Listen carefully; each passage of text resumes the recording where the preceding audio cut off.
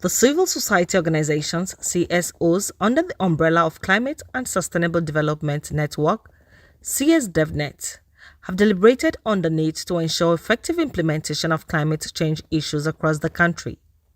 The network urged government at all levels and relevant stakeholders to intensify efforts to ensure that issues deliberated at the COP27 conference in Sharm el-Sheikh, Egypt in 2022 on climate change challenges were strongly implemented. The organizations said this at a post-COP27 multi-stakeholders national consultative dialogue organized by the network in Abuja.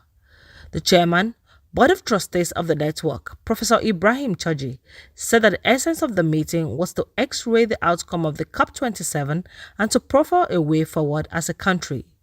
Chaji, who expressed worries over slow implementation of the climate change issues, urged all relevant stakeholders and government agencies to put more effort into addressing the climate challenges in the country. The essence of this kind of a meeting is to sort of engineer more action so that we can pressurize government to be on its toes.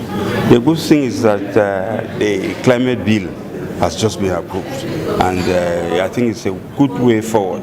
So we hope that we, the CSOs, the non-state actors, will pressurize the government to take further action on this. CSDevNet is a conglomeration of over 400 NGOs, members cutting across all the countries, doing various activities both in the urban and in the rural areas. We are expecting that whatever we agree on here, it will be cascaded to the grassroots. The National Network Coordinator, CSDevNet, Mr. Atayi Babs, said the organization meets every year with relevant stakeholders and government officials after attending the COP to deliberate on the outcome of each COP and make public its findings and recommendations.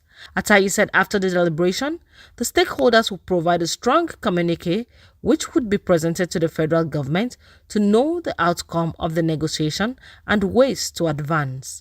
This post-COP27 event that we have organized is an annual tradition that we do as Climate and Sustainable Development Network every year. For the past 11 years, when we attend COP, we bring back to Nigeria the issues that took place in the COP as it relates to Nigeria as a government, as it relates to the Nigerian civil society, and as it relates to other non-state actors like the private sector and interest groups within this space.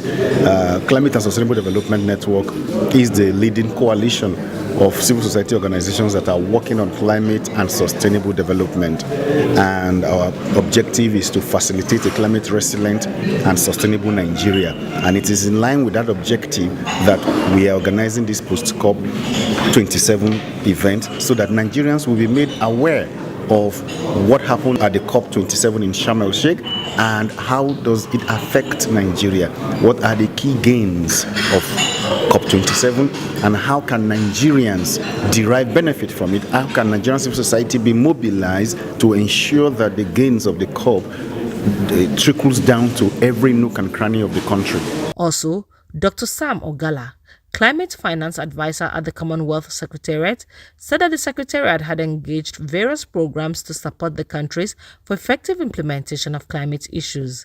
Under our climate change program, we have a lot of initiatives that are supporting our members.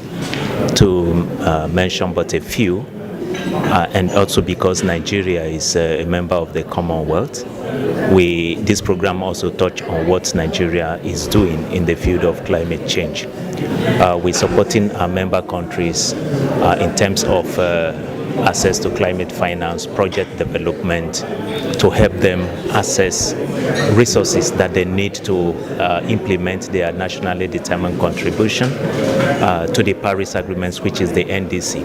As you may know, finance is key to climate change adaptation and mitigation and climate change action.